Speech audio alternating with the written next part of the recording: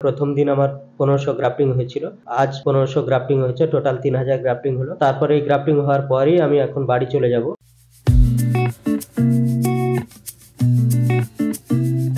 Grade 7 boldness, ঠিক শুনেছেন, grade 7 boldness মানে এই ছবিটা। ঠিক এরকম একটা পরিস্থিতি। আমাদের কাছে কি এতটা ডোনার হেয়ার্স আছে যেখান থেকে সেই জায়গাটা, এত বড় এরিয়াটা ফিল করা সম্ভব হবে? চলুন আজকে জেনে নিই তার কাছ থেকে, যিনি এই গ্রেড 7 বলনেস এর জন্য আমাদের ক্লিনিকে এসেছে, হেয়ার কেয়ার ক্লিনিকে, যেটা আমাদের কলকাতায় লেক টাউনে অবস্থিত। তার কাছ থেকে আমরা জেনে নেব তার ফিলিংস এবং তার এক্সপিরিয়েন্সটা। তো বন্ধুরা, আমরা সরাসরি চলে এসেছি শাহজুল গাজীর থেকে। ওনার কাছ থেকে একটুখানি কথা বলে জিজ্ঞাসা করবো ওনার এক্সপিরিয়েন্সটা কি, কবে থেকে শুরু হয়েছে ওনার হেয়ার ফল, কেন ডিসাইড করলেন এই ট্রান্সপ্লান্ট করবেন। ওনার আজকে 3000 গ্রাফটের সার্জারি হয়েছে সম্পূর্ণ, যেখানে দুদিন ওনার সময় লেগেছে।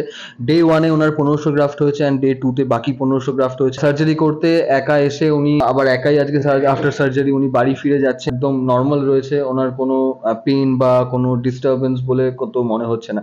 তো আপনি একটুখানি আমাদের অডিয়েন্সকে বলুন যে আপনি কার কাছ থেকে কিভাবে জানতে পারলেন? আমি আমার এক বন্ধুর কাছ থেকে জানতে পেরেছি যে এখানে হেয়ার ট্রান্সপ্ল্যান্ট হয়, এবং আমার যে বন্ধু বলেছেন ওই এখান থেকে করিয়ে গিয়েছিল। তো সেইখান থেকে আমি খবর পাই। আমার অনেক দিনের ইচ্ছে ছিল যে আমি হেয়ার ট্রান্সপ্ল্যান্ট করাবো বা ডাক্তার দেখিয়ে এটা রিকভারি করা যায় কিনা। এইভাবে আমি অনেক দিন ধরে চেষ্টা করার পরও এটা রিকভার যখন না হয়, তারপরে আমি আশা ছেড়ে দিয়েছিলাম। তারপর আমার যে বন্ধুটা এখান থেকে করিয়ে গিয়েছিল সেই আমাকে বললো যে এখানে হেয়ার ট্রান্সপ্ল্যান্ট হয়। তার কাছ থেকে শোনার পর আমি 3-4 মাস ধরে এখানে যোগাযোগ করি, যেহেতু আমি বাইরে ছিলাম।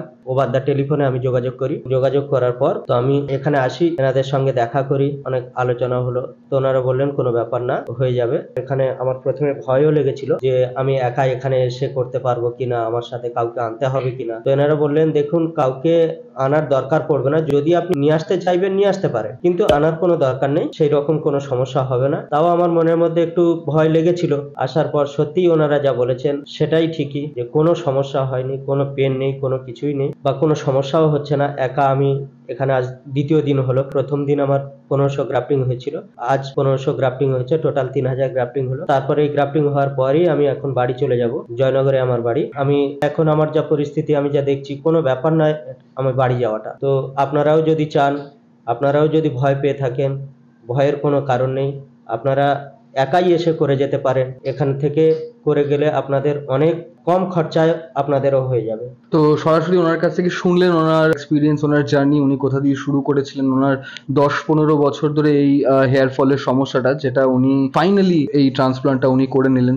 আপনারা প্রথমে দেখেছেন ওনার গ্রেড 7 বলনেস, যেখানে জেনারেলি কোনো নন সার্জিক্যাল অপশন থাকে না। তো এটাই লাস্ট একটা উপায়, যেখানে ডোনার এরিয়া, এই পেছনের জায়গাটা, যেখানে আমাদের বায়োলজিক্যালি ওইখানটাতে আমাদের চুল পড়ে না সচরাচর, আমাদের জেনারেলি স্ক্যাল্পের ওপর দিকে যা এফেক্ট হওয়ার হয়, ওই জায়গাটা থেকে আমাদের চুল পড়ে না পেছন দিকটা, সেখান থেকে হেয়ার নিয়ে সামনের দিকে বসিয়ে দেওয়া হয়। তো সেইখান থেকে ওনার এই এতটা এরিয়া কভার আপ করাটা ফাইনালি সক্ষম হয়েছে।